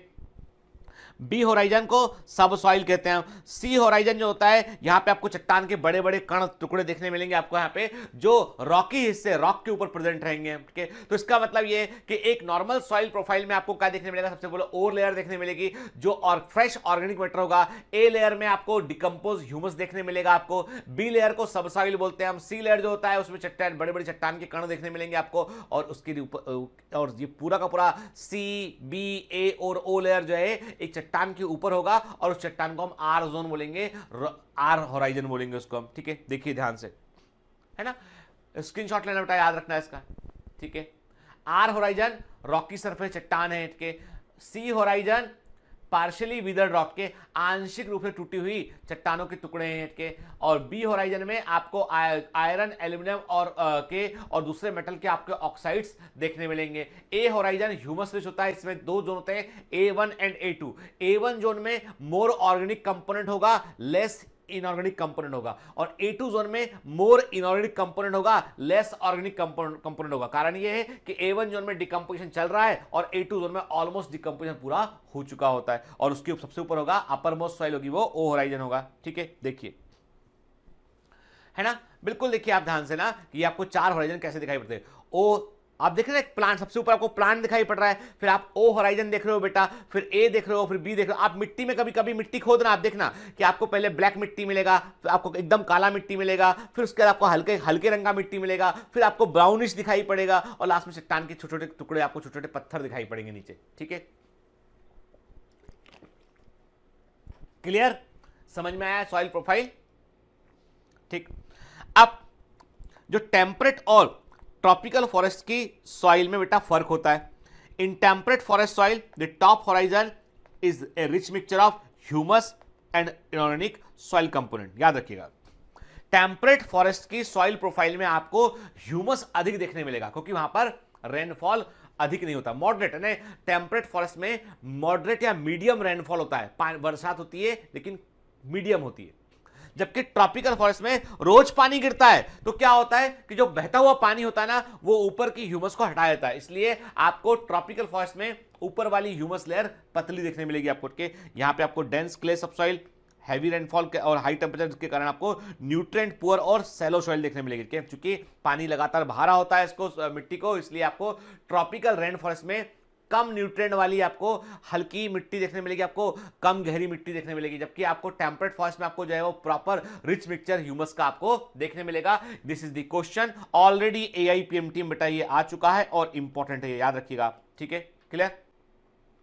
फिर मिनरल पार्टिकल यदि हम बात करें, what is the meaning of mineral particle, इसका मतलब कहां से आ गया ये? अरे भाई चट्टान टूटेगी, जो रॉक टूटेगा बेटा, चट्टान टूटेगा, चट्टान टूटने की प्रक्रिया को विदरिंग ऑफ रॉक्स कहता है। और विदरिंग ऑफ रॉक्स के तरीके क्या होते हैं? फिजिकल विदरिंग, कोई भूकंप आया, कोई ज्योग्राफिकल घटना घटी, इससे वो चट्टान के टुकड़े हो गए, ये फिजिकल विदरिंग हो गया। ठीक है, कोई एक्टिविटी के चलने के कारण जो है वो चट्टान का हिस्सा टूट गया है, तो मैकेनिकल विदरिंग हो गया वो। ठीक है, कई केमिकल से चट्टान का हिस्सा बारीक बारीक रप्चर हो रहा है, वो क्या हो गया? वो केमिकल विदरिंग हो गया। कोई बायोलॉजिकल एक्टिविटी से चट्टान टूट रहा है, तो वो बायोलॉजिकल विदरिंग हो गया। चट्टान के टूटने के कई तरीके हो सकते हैं। ठीक है, तो उससे बारीक कण बनते हैं, मिनरल पार्टिकल कहते हैं।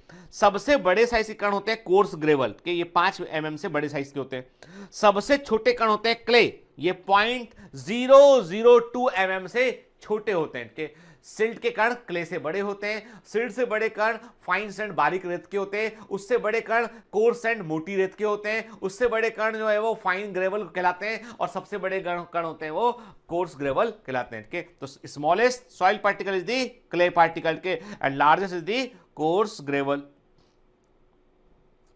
ठीक है, याद रखिएगा इसको। The organic matter stored in soil comprises 2 fraction. मैंने कहा ना आपसे, एक तो होता है फ्रेशली डेड लेयर होता है सॉइल के सबसे ऊपर, जो आपको फ्रेशली डेड ऑर्गेनिक मैटेरियल देखने मिलेगा, प्लांट और एनिमल मैटेरियल देखने मिलेगा, उसे डेट्रिटस या लिटर बोलते हैं। कई एनिमल ऐसे होते हैं जो इसको खाते हैं।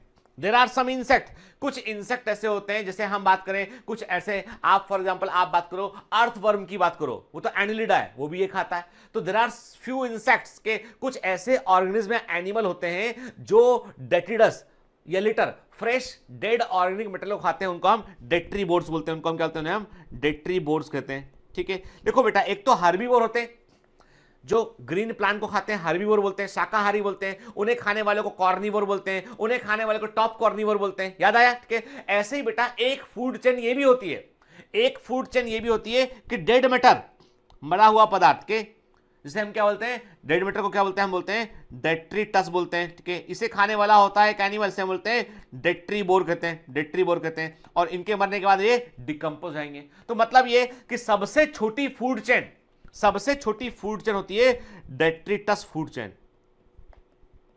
जो लेस एनर्जी पे, कम ऊर्जा पर चलती है। के this is the smallest food chain, जो लेस अमाउंट ऑफ एनर्जी पर ऑपरेट हो रही होती है, वो होती है डेट्रिटस फूड चेन होती है। ठीक है, स्मॉल फूड चेन मतलब होता है बेटा छोटी, इसमें कम लेवल होते हैं।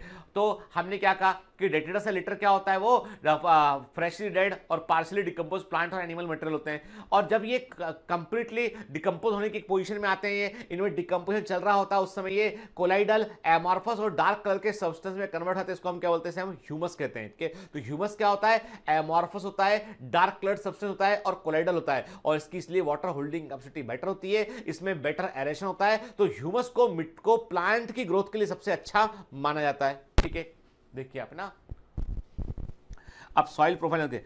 O for organic, A region, B region, C and bedrock R region देख रहे हैं आप, देख रहे हैं के। तो मैंने सॉइल प्रोफाइल को दोबारा आपको दिखाया मैंने कि सॉइल प्रोफाइल होता क्या है। क्लियर? एकदम। देखो बेटा, मैं आपको क्लियर कर दूं कि यहां पर ये सोचेंगे ना आप कि मैं ये भी रट लूं, मैं वो भी रट लूं, मैं उसको भी कर लूं, तो ये काम मजा नहीं आएगा। इस चैप्टर को आपको अवेयरनेस के लिए सुनना है, सुनिए मुझे।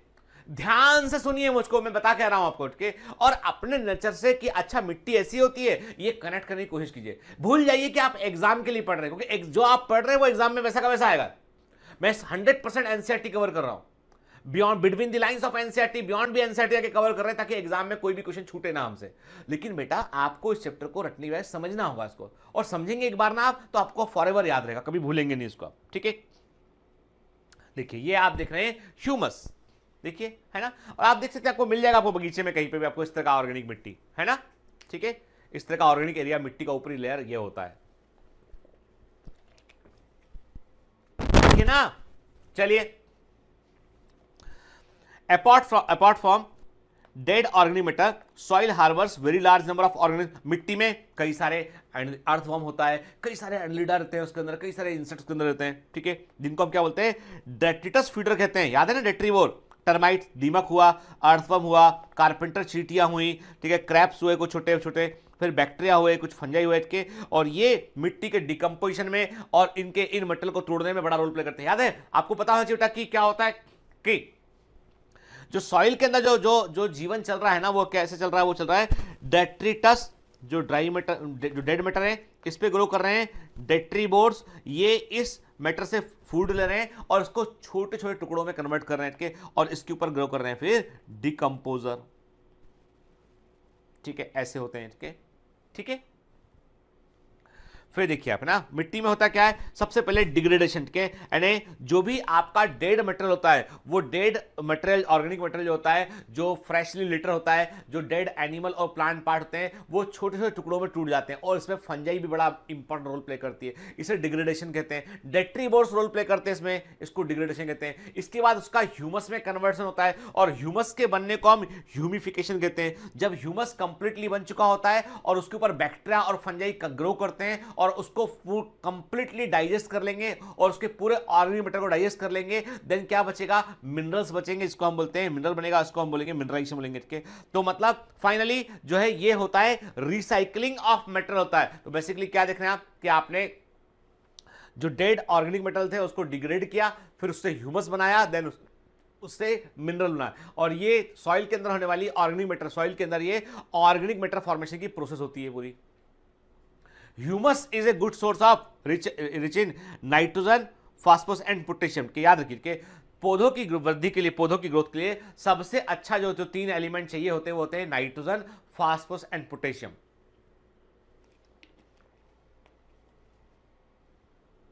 And the humus is rich in this. Humification का मतलब होता है ह्यूमस फॉर्मेशन के। ह्यूमस से सॉइल की कैरेक्टरिस्टिक क्या होती है, इसकी हाई वाटर होल्डिंग कैपेसिटी होती है, हाई पोरोसिटी होती है, ठीक है, बेटर एरेशन होता है, हाई न्यूट्रिएंट क्वालिटी होती है। हाई वाटर होल्डिंग कैपेसिटी क्योंकि ये कोलाइडल नेचर की होती है, तो ये वाटर को होल्ड कर लेती है, ठीक है। इसके पार्टिकल्स बड़े साइज के होते हैं, तो बीच में एयर भी प्रेजेंट रहती है, पोरोसिटी बेटर होती है, एयर प्रेजेंट रहती है, और इसमें चूंकि नाइट्रोजन, फास्फोरस, पोटेशियम अधिक अमाउंट में होता है, तो पौधों के लिए ये न्यूट्रिएंट का सोर्स भी होता है, ठीक है। By complete decomposition of humus the minerals are form, इसे मिनरलाइजेशन बोलते हैं। जब ह्यूमस पूरी तरीके से डिकम्पोज हो जाएगा बेटा, तो मिनरल्स बनेंगे, इसे मिनरलाइजेशन बोलते हैं बस उसको। सबसे अच्छी फर्टाइल सॉइल का पीएच होता है 5.5 से लेके 6.5 के, लेकिन एग्जाम में 2 बार ये क्वेश्चन पूछा गया है और दोनों बार ऑप्शन 6 से 7 के बीच दे रखा है बेटा, that is the best answer के। तो यदि लेकिन जो है कभी मान लो दोनों ऑप्शन आ जाए आपके 6, 7 और 5.5 टू 6.5, तो बेटर आंसर इसका है 5.5 टू 6.5, ठीक है। फिजियोलॉजिकली ड्राई सॉइल का मतलब होता है ऐसी मिट्टी जिसमें वाटर नहीं हो, ठीक है। फिजिकली गलत बोल दिया मैंने, फिजिकली ड्राई सॉइल का मतलब, फिजिकली ड्राई सॉइल का मतलब इसमें नेचुरली वाटर नहीं है। जब हम बोलते हैं फिजियोलॉजिकली ड्राई सॉइल बोलते हैं, इसका मतलब होता है कि सॉइल में वाटर तो प्रेजेंट है लेकिन पौधों को अवेलेबल नहीं है। क्यों नहीं है? क्योंकि सॉइल के अंदर जो वाटर अवेलेबल है उसमें हाई सॉल्ट कॉन्सेंट्रेशन है, तो पूरे रूट हेयर सेल है वो उस हाई कॉन्सेंट्रेशन से वाटर को, हाई सॉल्ट कॉन्सेंट्रेशन वाले वाटर से जो है वो लो कॉन्सेंट्रेशन वाले सॉल्यूशन वाटर इंटर नहीं कर पाएगा। कारण ये कि हम जानते हैं ऑस्मोसिस में कि वाटर का मूवमेंट लो कॉन्सेंट्रेशन सॉल्यूशन से हाई कॉन्सेंट्रेशन सॉल्यूशन की होता है। अब रूट हेयर सेल जो है उसका लो कॉन्सेंट्रेशन सॉल्यूशन है उसके अंदर, और बाहर का सॉल्यूशन जो है वो हाई कॉन्सेंट्रेशन का है, तो वाटर रूट हेयर सेल से बाहर निकल जाएगा लेकिन बाहर से अंदर नहीं आएगा। तो ऐसी सॉइल में भले ही कितना वाटर हो, पौधे को अवेलेबल वो नहीं हो पाएगा। इसे बोलते हैं फिजिकली ड्राई सॉइल बोलते हैं। तो जो सलाइन सॉइल होती है, जो नमक वाला पानी होता है, जो खारे पानी की झील होती है, वहां पे सलाइन जो सॉइल होती है, जो वहां पे झील का जो किनारा होता है, यहाँ पे नमक अधिक होता है, सॉल्ट अधिक होता है सॉइल के अंदर, तो वो सलाइन सॉइल जो होती है वो फिजियोलॉजिकली ड्राई सॉइल होती है। जबकि फिजिकली ड्राई सॉइल क्या, रेत में पानी नहीं है, तो वो फिजिकली ड्राई सॉइल होती है। ठीक है, तो हमने बड़े सारे जो है फंडे कॉन्सेप्ट देखे सॉइल के ऊपर। हमने क्या बेटा याद रखना है इसमें, जो की पॉइंट सामने निकल के आए वो ये हैं, यू शुड नो अबाउट कि ह्यूमस क्या होता है। ठीक है, आपको पता होना चाहिए सॉइल प्रोफाइल क्या होता है। ठीक है, आपको पता होना चाहिए, ठीक है, मिनरल पार्टिकल के साइज आपको जो है वो पता होना चाहिए। ठीक है, ठीक है, and tropical and temperate soil में न्यूट्रिएंट का क्या फर्क है ये भी आपको पता होना चाहिए। ये एग्जाम में पूछे गए क्वेश्चंस हैं। ठीक है, अब एक और बड़ी इंटरेस्टिंग बात है कि अभी आपने देखा होगा कि बड़ी सारी खबरें आई कि ऑस्ट्रेलिया के अंदर जंगल जल रहे हैं, और बड़ी समस्या है, अभी भी जल रहे हैं। ऑस्ट्रेलिया की गवर्नमेंट, ऑस्ट्रेलिया सरकार का पूरा ध्यान जो है वो कहां पर, वो इस बात पे है कि कैसे ऑस्ट्रेलिया की फायर को बुझा दिया जाए। इसके ठीक पहले जब ऑस्ट्रेलिया की फायर की न्यूज नहीं आई थी, उसके ठीक पहले एक न्यूज और चल रही थी, वो थी अमेजॉन के फॉरेस्ट जल रहे हैं। आपको अच्छे से ध्यान होगा, इसी साल की बात है, दोनों घटनाएं इसी ईयर की हैं, मतलब 2019 की घटना है। 1920 के सेशन में आप बात करें कि ये घटनाएं जो है वो इस दौरान की घटना है। तो आप क्या देख रहे हैं, आपको पता चला पहले कि अमेजॉन के फॉरेस्ट जल रहे हैं, फिर खबर आई कि ऑस्ट्रेलिया के फॉरेस्ट जल रहे हैं। तो दिमाग में क्वेश्चन आता है कि ये जंगलों में आग कौन लगा रहा है, आग कैसे लगाती है, क्या आग का लगना, फायर का लगना नेचुरल है। देखिए आप कि यहां पे एक बड़ा अच्छा है, हम देख रहे हैं दोनों न्यूज़पेपर का हमने हिस्सा लिया है, तो आप देख रहे हैं एक ट्विटर पे एक ट्वीट लिया मैंने, क्रिस्टियानो रोनाल्डो दुनिया के सबसे बेहतर फुटबॉलर में से एक है। इन्होंने लिखा, रोनाल्डो ने लिखा हुआ है कि the Amazon rain forest produces more than 20% of world's oxygen and it's been burning for past 3 weeks. It's our responsibility to help to save our planet. Okay? Pray for Amazonia. ठीक है, ये hashtag पे उन्होंने इसके comment को लिखा उन्होंने। और आप देख रहे हैं कि दूसरा मैंने न्यूज़पेपर का एक हिस्सा लिया हुआ है, फोटोग्राफ लिया न्यूज़पेपर का, Amazon rain forest fire surges के। तो आप देख रहे हैं कि there has been 72,843 fires in Brazil this year. कितना, 72,000 से ऊपर आग लगी है अलग अलग जगह पर अमेजॉन के फॉरेस्ट में।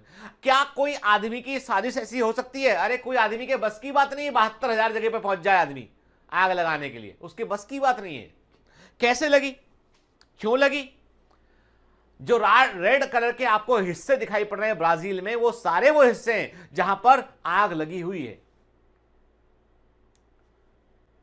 अब प्रश्न उठता है, क्या इसमें ह्यूमन इंटरफेरेंस ने इस आग लगने की घटना को बढ़ा दिया है? आप जंगलों की कटाई कर रहे हैं, आप माइनिंग कर रहे हैं, तो आपकी एक्टिविटी से वहां का जो इकोसिस्टम था वो डिसबैलेंस हो रहा है, इससे आग लगने की घटनाएं बढ़ गई हैं। पर इसका मतलब ये नहीं कि इंसान ने आग लगाई है, क्योंकि fire is an environmental factor. आपको सुन के आश्चर्य होगा कि आप देख रहे हैं ऑस्ट्रेलिया की न्यूज़ देख रहे हैं, तो ऑस्ट्रेलिया के फॉरेस्ट को देखते हुए लोग कि भाई कैसे फॉरेस्ट में आग लगी हुई है। आपको बता दूं, ऑस्ट्रेलिया में जो है कई शहर ऐसे हैं जो खाली कर दिए गए हैं, वहां पर इतना घना जो है वो धुआं छा चुका है कि सांस लेने में मुश्किल हो रही है। इस लोगों को एडवाइजरी जारी की गई है, 15 दिन के लिए स्कूल बंद किए गए, ऑफिसेज बंद किए गए 1 महीने के लिए, भैया सब घरों के अंदर रहो, कोई बाहर मत निकलो, घरों के अंदर एयर प्यूरिफायर को ऑन रखो, क्योंकि बाहर हवा सांस लेने के लायक नहीं है।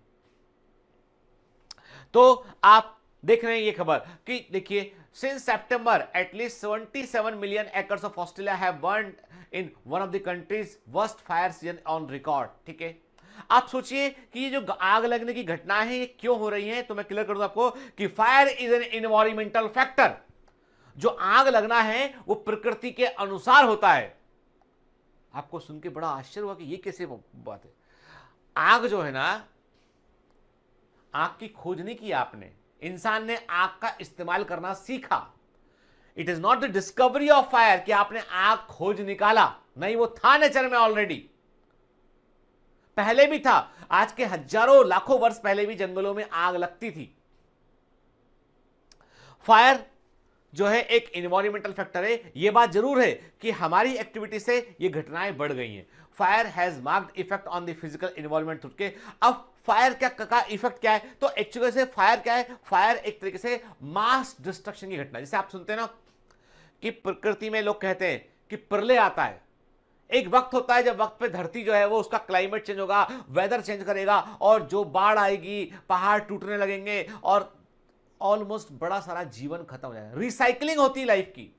आप कोई भी धर्म ग्रंथ उठा लीजिए, कोई भी आप रिलीजियस ग्रंथ पढ़ लिख लीजिए, उसमें आपको प्रलय की घटनाओं का जिक्र मिलेगा आपको, चाहे वो बाइबल हो चाहे कुरान हो। ज्यादा मैं जानता नहीं हूं बेटा, मैं जितना सुपरफिशियल जानता हूं उसके अकॉर्डिंग बात कर रहा हूं। उनके आपको वहां पे ऐसी घटनाओं का जिक्र मिलेगा, इन चीजों का रेफरेंस मिलेगा कि एक दिन ऐसा या तो होगा या हो चुका है। आपको हिंदू धर्म में भी वो चीज देखने मिलेगी आपको। मैं इसलिए, अब आप बोलोगे why you are connecting this to religion, because religion में जो चीजें लिखी गई हैं वो किसी ना कभी अनुभव किया होगा या सोचा होगा, और सोचने के लिए कोई विचार चाहिए और विचार कहीं से आया होगा वो।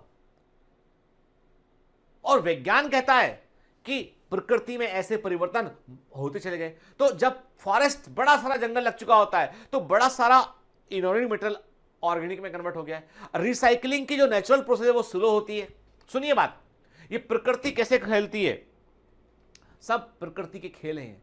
हम बहुत छोटे लोग हैं जो कुछ समझ ही नहीं सकते इसको। ये प्रकृति देखती है, अच्छा खूब ऑर्गेनिक मटेरियल बन गया है, अब जंगलों में कई जगह बार बीच बीच में आग लगती है नेचुरली। ऐसे पौधे जनरेट होते हैं जब वो गर्मी का सीजन होता है, हवा चलती तेज, पौधों के जो स्टेम होते हैं आपस में टकराते हैं, स्टेम टकराने से चिंगारी निकलती है, सूखी घास नीचे होती है, चिंगारी से आग लग जाती है। फायदा क्या? इमीडिएट रिसाइकलिंग, सब जल गया ऑर्गेनिक, वापस से मिनरल बन गए। ये इसको फायदा है नेचर को। जो घटनाएं कर रहा है ना, नेचर कर रहा है, प्रकृति कर रही है, ठीक है। Fire has marked effect on the physical environment through removal of the forest plant cover, burning of litter mass present on the soil surface, loss of nutrient due to volatilization, mortality among the variety of animal। क्या अब कहा जाता है कि बड़ी मात्रा में animal जो है वो खत्म भी होते हैं इस सेट के। तो इसके हमें देखिए, ये मैंने आपको बताया कि एक तो पक्ष है, मैंने हमेशा आपसे एक बात कही है कि एक पक्ष है नेचर का, एक पक्ष है हमारा, और एक है ईश्वरीय पक्ष है वो, कि क्यों हो रहा है सब कुछ। Fire is an important factor in temperate forest and grassland region as well as tropical area having dry season के। तो एक बड़ा इंपॉर्टेंट इन्वायरमेंटल फैक्टर बन चुका है यहाँ पे, ठीक है। क्योंकि इससे क्या हो रहा है, इससे बायोडाइवर्सिटी डैमेज भी हो रही है, इससे कई सारे मास एनिमल भी मर रहे हैं इससे। तो ये सब घटनाएं क्यों हो रही प्रकृति में, उत्तर हमारे पास नहीं है इसका। पर जहां तक लगता है कि प्रकृति अपने कंपोनेंट को बैलेंस करने के लिए इन घटनाओं को, इन्हें प्रकृति में सब कुछ नेचुरली सिस्टम, ये पूरा फीडबैक सिस्टम बना हुआ है ये पूरा, ठीक। देख रहे हैं आप, आग को बुझाने की कोशिश की जा रही है, एरोप्लेन से हम छिड़काव कर रहे हैं केमिकल्स को, जिससे कि आग जो है वो बुझ सके, ठीक। तो देखिए, तो फायर जो है वो, ये हम फायर की बात करें तो फायर क्या है बेटा, फायर एक तरीका का जो है ऐसा फैक्ट, इन्वायरमेंटल फैक्टर है जो रिसाइकलिंग की प्रोसेस को फास्ट करता है। लेकिन इसके एडवर्स डिसएडवांटेज बड़े सारे हैं कि जो मिनरल एलिमेंट है वोलेटाइल होकर वो उड़ जाते हैं और वो काम नहीं आ पाते हैं। दूसरा इसका सबसे बड़ा डिसएडवांटेज ये है कि इससे बड़ी सारी बायोडाइवर्सिटी जो डेवलप हुई होती है हजारों सालों में, कई सौ वर्षों में, वो भी खत्म हो जाती है। उसके बावजूद वैज्ञानिकों का एक समूह कहता है कि ये इन्वायरमेंटल फैक्टर है, और ये कई सारे इकोलॉजिस्ट मानते हैं कि fire is an environmental factor, ठीक है। चलिए फिर नेक्स्ट फैक्टर बात करते हैं, that is the biotic factor. तो बायोटिक फैक्टर का मतलब क्या बेटा, जो लिविंग ऑर्गेनिज्म हमारे फिजिकल एनवायरनमेंट में इंटरेक्ट कर रहे हैं तो वो लिविंग ऑर्गेनिज्म आते हैं बायोटिक फैक्टर, ठीक है। क्या क्या शामिल है इसमें, द लिविंग स्पीसीज में बी प्रोड्यूसर, मैंने आपसे कहा ना, एक तो वो जो फूड को बना रहे हैं वो है प्रोड्यूसर, जो ग्रीन प्लांट्स हैं दे आर द प्रोड्यूसर, और उनके ऊपर जो डिपेंडेंट हैं वो है कंज्यूमर, वो क्या है बेटा, वो है कंज्यूमर के। कंज्यूमर जो होते हैं वो क्या होते हैं, हार्बीवोर, कॉर्निवोर, टॉप कॉर्निवोर, ये सब कंज्यूमर में आते हैं। हार्बीवोर को बोलते हैं प्राइमरी कंज्यूमर, कॉर्निवोर को बोलते हैं सेकेंडरी कंज्यूमर, और टॉप कॉर्निवोर को बोलते हैं टर्सरी कंज्यूमर। और उसके बाद लास्ट में क्या आते हैं, लास्ट में आता है बेटा जो है वो आता है, जो है आपके आते हैं डिकम्पोजर। ठीक है, देखिए लिविंग स्पीसीज में भी प्रोड्यूसर्स, ग्रीन प्लांट होते हैं, ठीक है, फूड बनाते हैं, और उसके बाद होते हैं कंज्यूमर, हर्बीवोर, प्रेडेटर, शिकारी होते हैं, इसमें कॉर्निवोर होते हैं, पैरासाइट भी आते हैं इसके अंदर, और ओमनीवोरस, जो कि हर्बीवोर और कॉर्निवोर दो तरह के होते हैं, इनको ओमनीवोर कहते हैं। Human beings are the omnivorous species जो है, यानी जो बायोलॉजिकल सिस्टम में कई सारे लिविंग ऑर्गेनिज्म एक साथ रह रहे होते हैं, एक दूसरे को वो अफेक्ट कर रहे होते हैं। कि जैसे एक शिकारी है, टाइगर ने रैबिट को पकड़ के खा लिया, तो टाइगर हो गया है प्रेडेटर, शिकारी हो गया है, और रैबिट हो गया प्रे, फूड बन गया उसको। तो रैबिट को हो गया नुकसान, टाइगर को हो गया फायदा, भोजन मिल गया उसको। तो कई सारे इंटरेक्शन ऐसे होते हैं, इसमें एक को फायदा होता है, दूसरे को नुकसान होता है। फिर फंजाई ने एल्गी के साथ में सिम्बायोटिक संबंध बनाया, लाइकेन बन गया जो जीवन को बढ़ावा दे रहा है, ये पॉजिटिव हो गया। तो कई सारे हम अलग अलग तरह के बायोलॉजिकल इंटरेक्शंस की बात यहां पर करेंगे अब, तो हम इतना देखेंगे। लेकिन उसके पहले हमें एक चीज समझना जरूरी है कि ये जो बायोलॉजिकल इंटरेक्शन है, इसके पीछे एक फंडामेंटल आधार क्या है। आधार ये है कि देखिए हमें मालूम है कि कई तरह की जैविक क्रियाएं जीवित जीवों के बीच में होती है। कई कुछ बार फायदा होता है, कुछ बार नुकसान होता है, कुछ बार कोई फर्क नहीं पड़ता दोनों को, एक को फर्क नहीं पड़ता, एक को फायदा हो रहा है, कई बार दोनों को फायदा हो रहा है, कई बार दोनों को नुकसान भी हो रहा होता है। कॉम्पिटिशन, दोनों को नुकसान होगा। प्रीडेशन, एक को फायदा एक को नुकसान होगा, ठीक है। प्रोटोकॉपरेशन, एक को फायदा दूसरे को कोई फर्क नहीं पड़ता, एक को फायदा होगा दूसरे को जो है वो ज्यादा फर्क नहीं पड़ता, ठीक है। तो देयर आर लॉट्स ऑफ, हम बहुत सारे अलग अलग तरह के हम बायोलॉजिकल इंटरेक्शंस के आगे बात करेंगे। अभी हम इतना समझते पहले हम कि सबसे पहले तो ये है कि कोई भी प्रजाति लिविंग ऑर्गेनिज्म जो फिजिकल इन्वायरमेंट में रहता है वो उससे अफेक्ट होता है। और अफेक्ट होने पे क्या होता है बेटा, हमने देखा कि वो अपने इन्वायरमेंट से इंटरेक्ट करा। देखिए आप ध्यान से कि मैंने कहा जो एबायोटिक केमिकल्स हैं, एबायोटिक और बायोटिक दो तरह के फैक्टर आपको इन्वायरमेंट में देखने मिलते हैं। इन्वायरमेंट में बेसिकली जो फैक्टर्स हैं उनको भी दो कैटेगरी में बांटा हमने, एबायोटिक फैक्टर और बायोटिक फैक्टर। एबायोटिक फैक्टर में आपके क्लाइमेटिक फैक्टर आ गया, आपका टोपोग्राफी भी आपका आ गया, सॉइल भी आपका उसके अंदर आ गया, ठीक है। तो एबायोटिक केमिकल्स में क्या शामिल है, आप देख रहे हैं carbon dioxide, oxygen, mineral and के। सोलर एनर्जी को लिया, प्रोड्यूसर ने फूड बनाया, उसके ऊपर कंज्यूमर डिपेंडेंट है हर्बीवोर, कॉर्निवोर के, और उसके बाद उनके मरने के बाद क्या हो रहा है, उस पर डिकम्पोजर काम कर रहे हैं, बैक्टीरिया फंजाई है, और डिकम्पोजर वापस से ऑर्गेनिक मेटल को इनऑर्गेनिक मेटल में कन्वर्ट कर रहे हैं। ये होता है, this is the biological equilibrium, this is the biological equilibrium, this is the biological equilibrium. ये होता है बायोलॉजिकल इक्विलिब्रियम के। तो ये बायोलॉजिकल इक्विलिब्रियम किसके बीच में होती है बेटा, बायोलॉजिकल इक्विलिब्रियम होती है प्रोड्यूसर, कंज्यूमर और डिकम्पोजर के। प्रोड्यूसर, कंज्यूमर और डिकम्पोजर के बीच में एक साम्य अवस्था बनी होती है, एक इक्विलिब्रियम बनी होती है, इसको बोलते हैं हम बायोलॉजिकल इक्विलिब्रियम कहते हैं इसको हम, ठीक है, क्लियर। अब इन्वायरमेंटल फैक्टर जो है इनको जीवों को अफेक्ट करते हैं। तो आपको लेक्चर के सबसे आखिर में जो होमवर्क दे रहा हूं आपको ये बताना है कि जो यहां पे ये जो नंबर 1, पहले तो व्हाट दिस ग्राफ रिप्रेजेंट के, ये ग्राफ क्या रिप्रेजेंट करता है के, ये ग्राफ क्या रिप्रेजेंट करता है ये आप मुझे बताएंगे, ठीक है ना। ये ग्राफ क्या रिप्रेजेंट करता है ये आप मुझे बताएंगे, और ये ग्राफ मैं पहले 2 बार डिस्कस कर चुका हूं, ठीक है।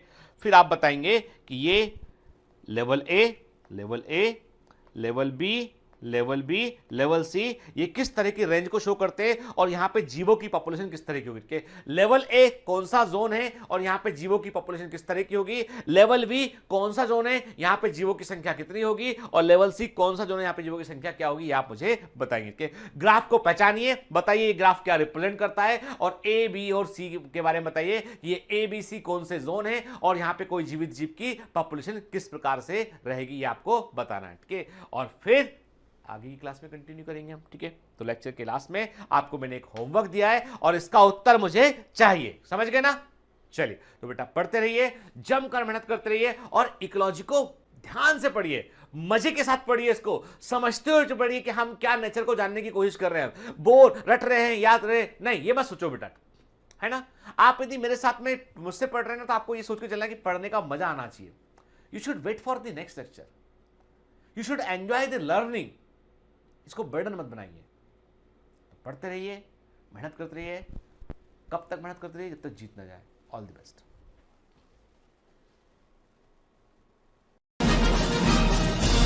Hi. To become an official commando of Biomentors, join us at www.biomentors.online. Here you can solve daily practice papers, an online test. You can download performance enhancement sheets. You can track your progress. You can interact with other fellow commandos. Join us and prepare yourself. It's a commando training for your success. Download Biomentors online app from Google Play Store.